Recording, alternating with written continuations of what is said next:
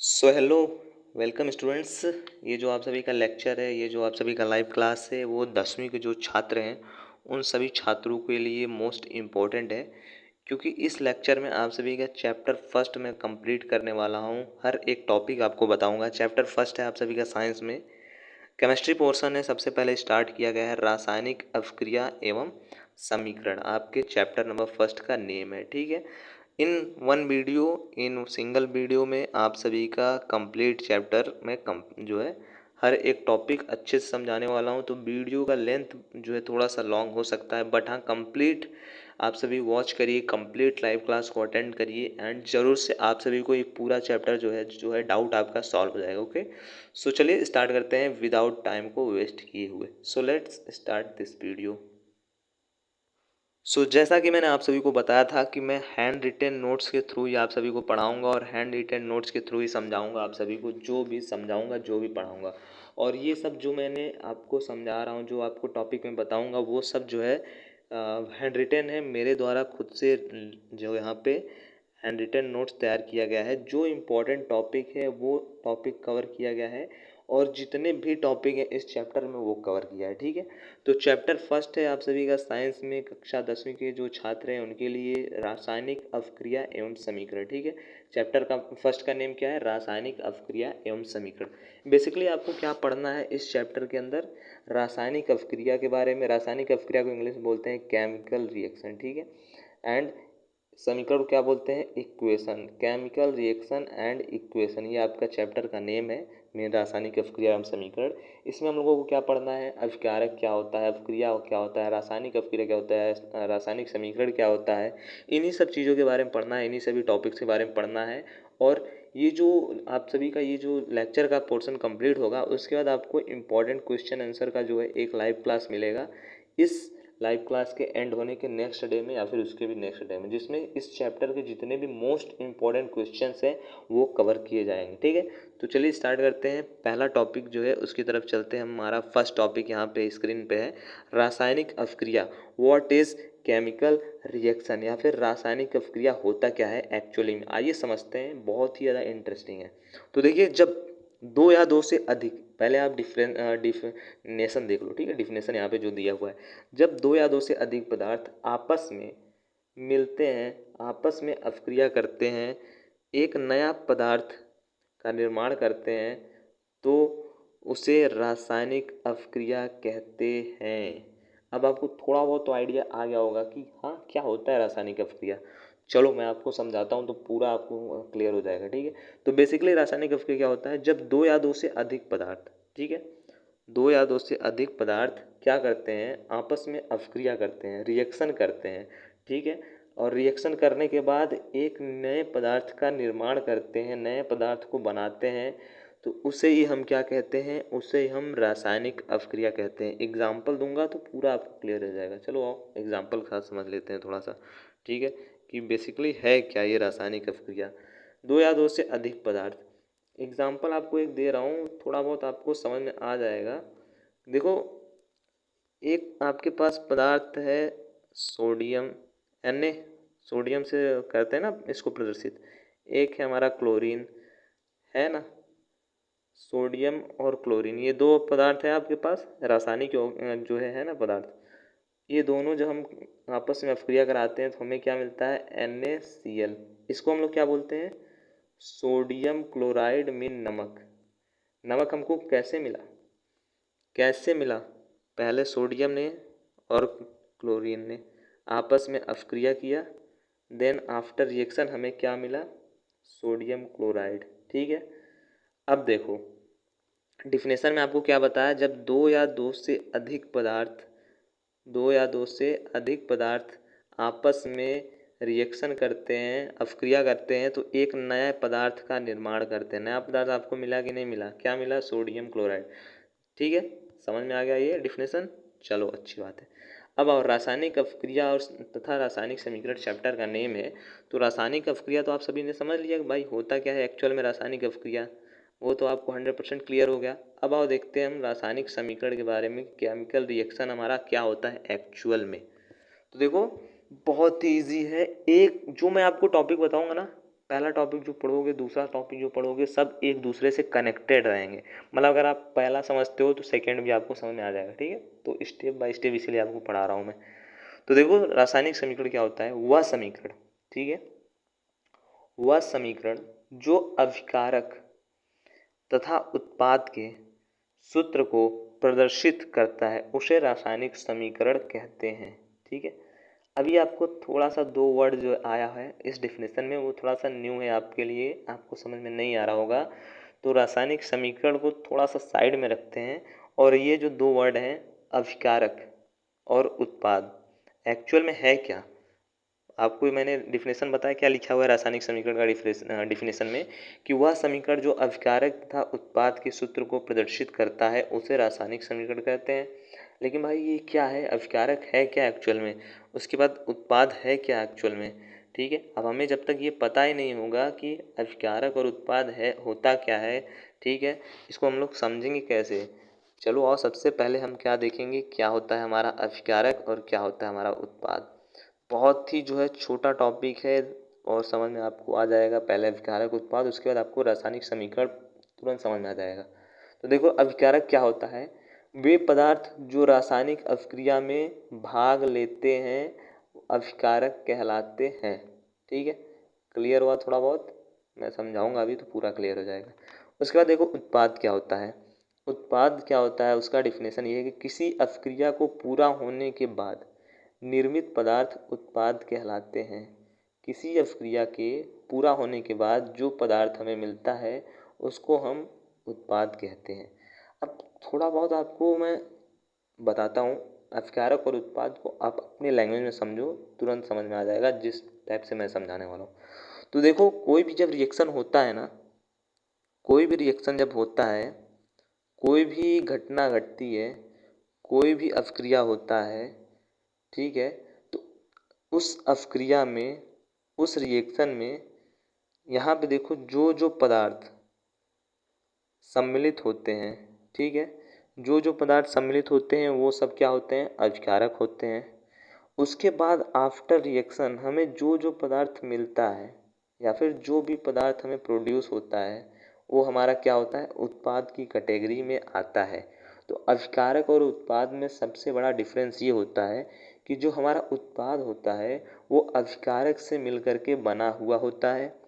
अब बेसिकली अभिकारक क्या होता है, अभिकारक वे होते हैं जो किसी रासायनिक अभिक्रिया में सम्मिलित होते हैं, ठीक है। अब और उत्पाद क्या होता है, उत्पाद वे होते हैं जो किसी रासायनिक अभिक्रिया के कंप्लीट होने के बाद, पूरा होने के बाद हमें प्रोड्यूस होते हैं, मिलते हैं, ठीक है, उत्पाद कहलाते हैं। जैसे देखो इसमें क्या है, मैग्नीशियम और ऑक्सीजन, ठीक है। अब हमें क्या मिला, मैग्नीशियम ऑक्साइड MgO। तो देखो अभिकारक क्या हो गया, मैग्नीशियम, और ऑक्सीजन क्या हो गया, अभिकारक।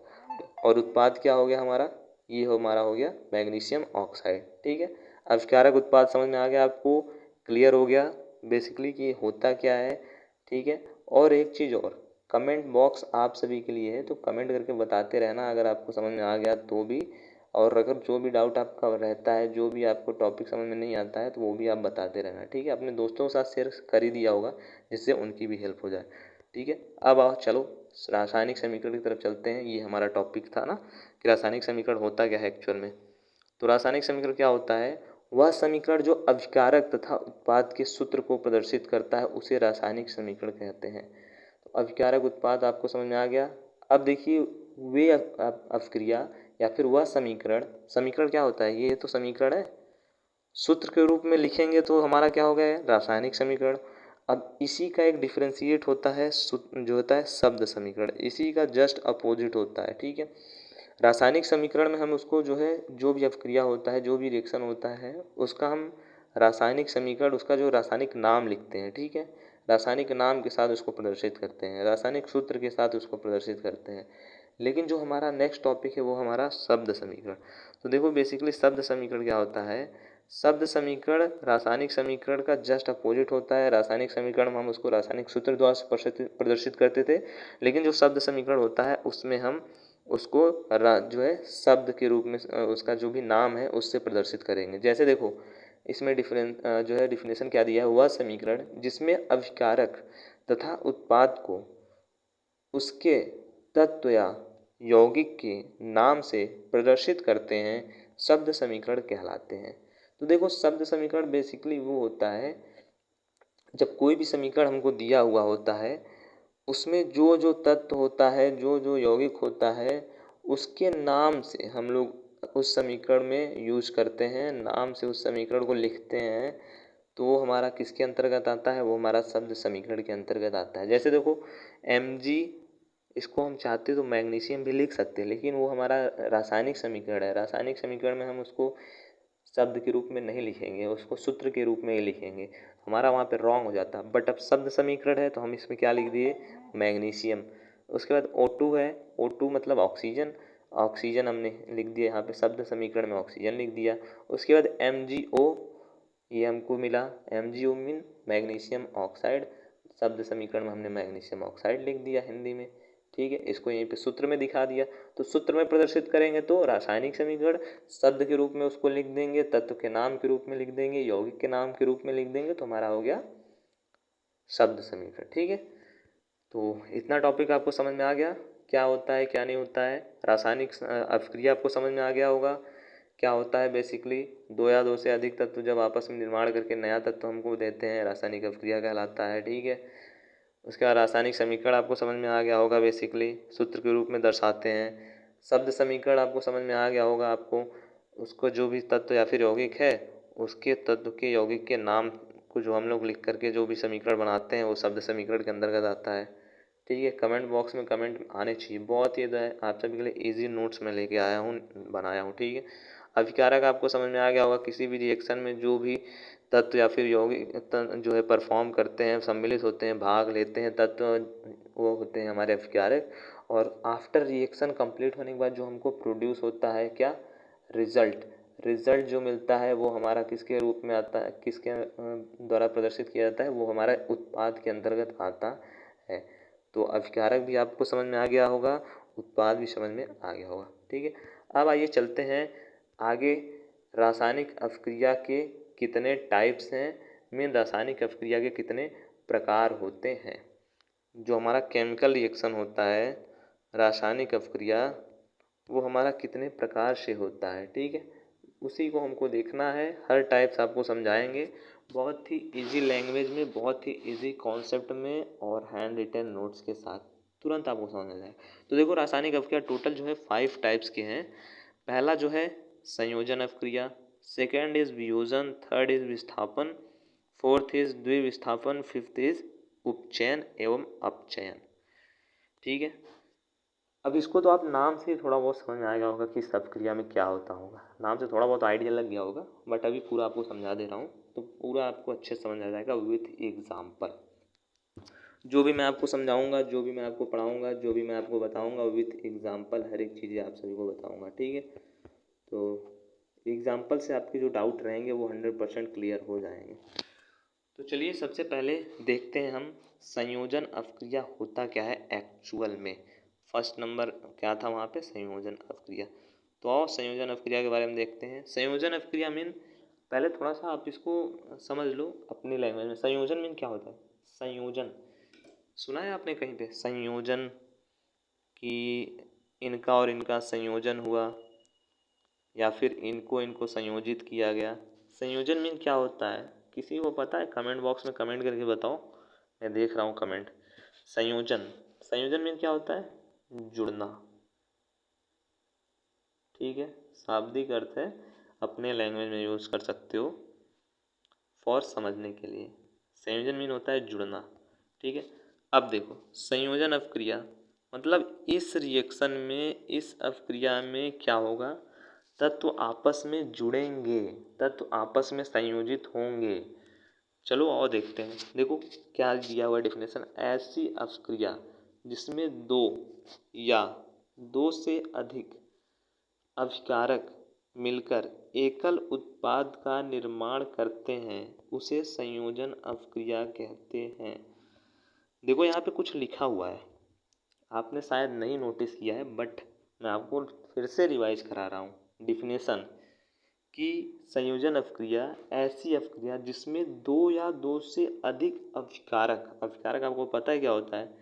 ठीक है, मिलकर एकल उत्पाद, एकल मीन्स सिंगल उत्पाद का निर्माण करते हैं।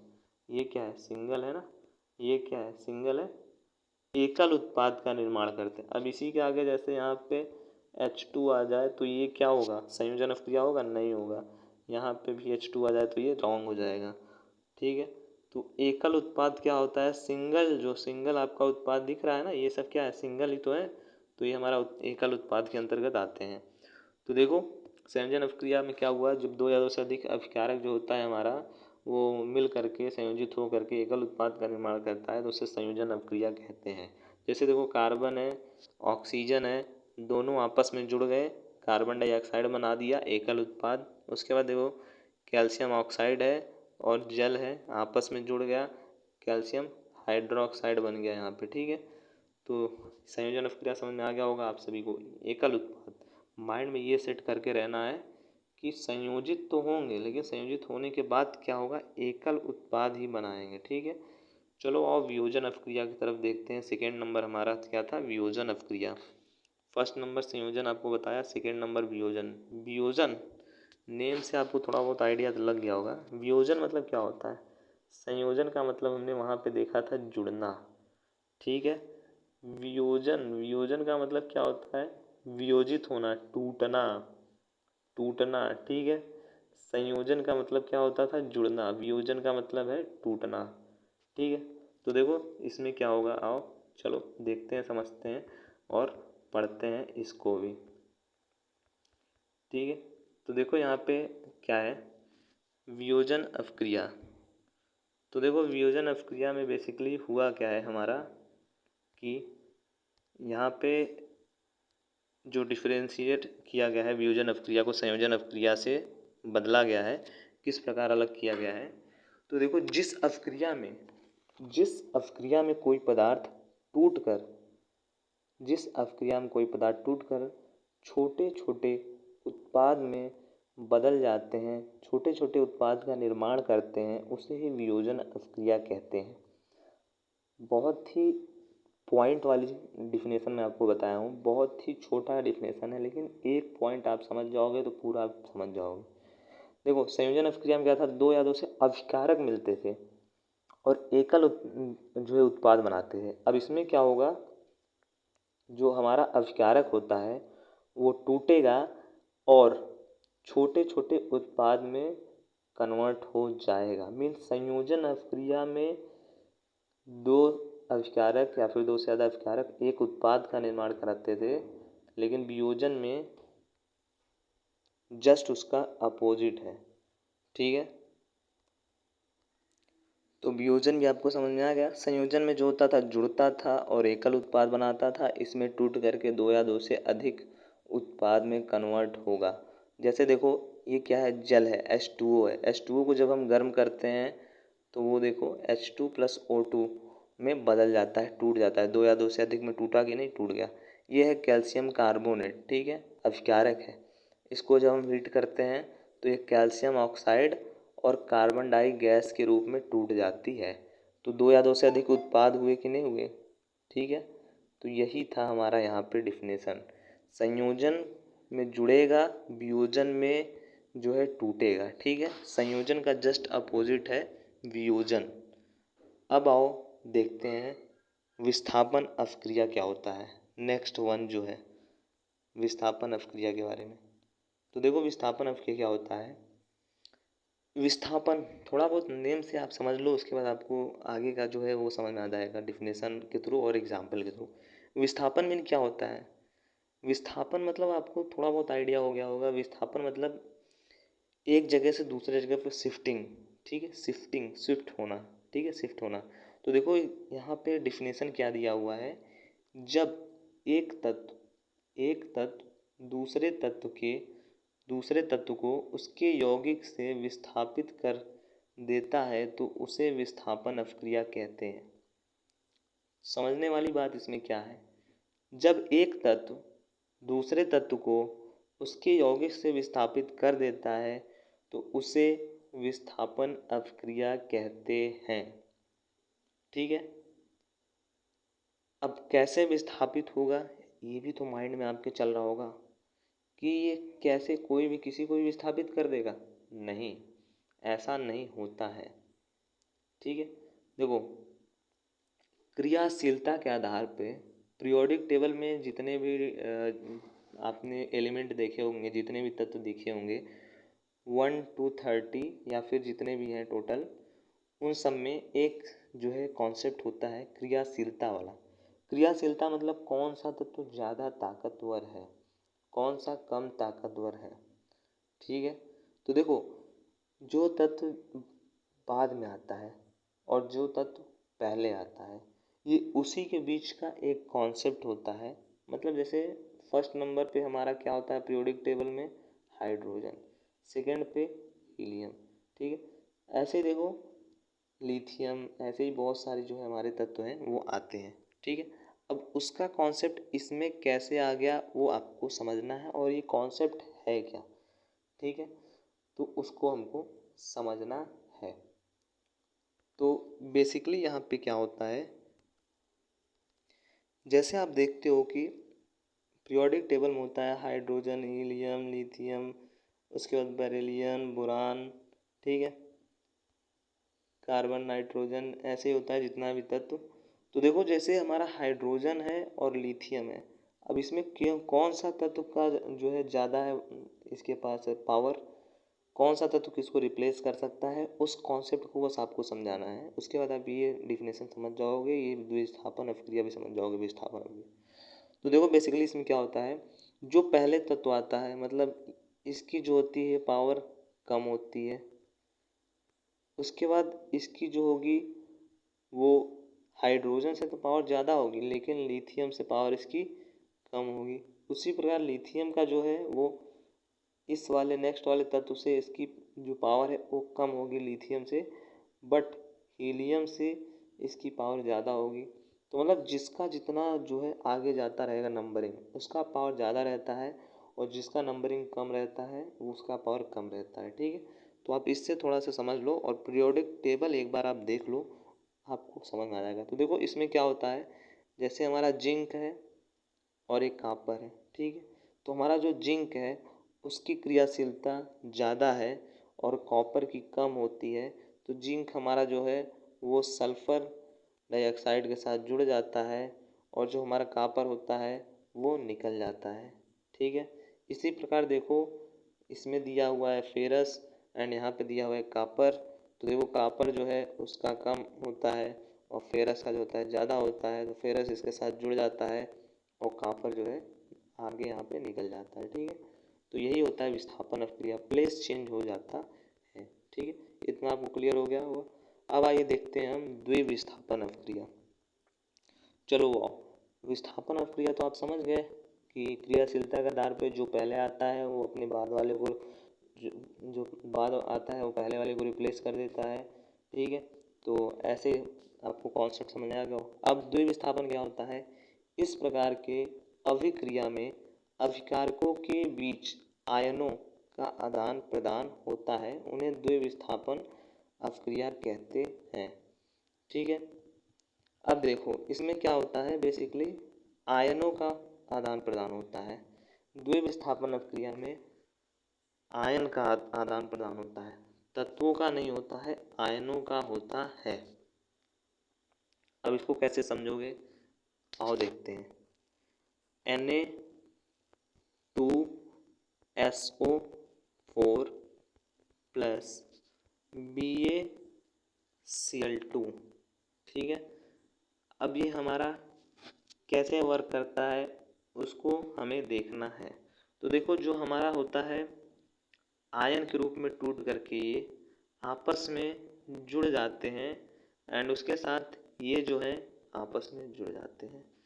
आफ्टर रिएक्शन कंप्लीट हमें मिल जाता है NaCl और 2 है तो 2Na and 2Cl plus BaSO4। ठीक है, तो द्विविस्थापन अभिक्रिया में ये सबसे पहले अपने आयनों के रूप में टूटते हैं, उसके बाद अब जो है जुड़ करके अभिक्रिया में अपना आगे का प्रोसेस फॉलो करते हैं। ठीक है, अब हमारे पास जो नेक्स्ट टॉपिक है वो है अपचयन और उपचयन। एक दूसरे से रिलेटेड टॉपिक है, बहुत ही इजी कॉन्सेप्ट है और बहुत ही अच्छी तरीके से आपको समझ में आ जाएगा विथ एग्जांपल। तो देखो, अपचयन और उपचयन दो टॉपिक है, दोनों एक दूसरे से रिलेटेड है। एक समझ जाओगे आप, दोनों समझ जाओगे, ठीक है। तो देखो, सबसे पहले देखते हैं हम उपचयन क्या होता है। तो देखो, रासायनिक अभिक्रिया के समय जब किसी पदार्थ में ऑक्सीजन की वृद्धि होती है तो उसे अपचयन कहते हैं। बेसिकली देखो, रासायनिक अभिक्रिया के दौरान जब ऑक्सीजन की वृद्धि होती है तो उसे उपचयन कहते हैं। वृद्धि का मतलब इसमें आप समझ रहे हो, ऑक्सीजन ऐड होना, वृद्धि। ऑक्सीजन यदि कोई भी रिएक्शन हो रहा है, कोई भी अभिक्रिया हो रहा है, उसमें ऑक्सीजन को ऐड किया जा रहा है, तो वो अभिक्रिया हमारा क्या हो गया, उपचयन अभिक्रिया हो गया। अब आइए देखते हैं अपचयन के बारे में। थोड़ा सा मैं एग्जांपल जब बताऊंगा ना तो क्लियर हो जाएगा पूरी तरह से। अपचयन में क्या होता है, जब किसी अभिक्रिया में किसी पदार्थ में ऑक्सीजन का ह्रास होता है तो कहते हैं कि उसका अपचयन हुआ है। अब यहाँ ह्रास का मतलब क्या होता है, माइनस ऑक्सीजन।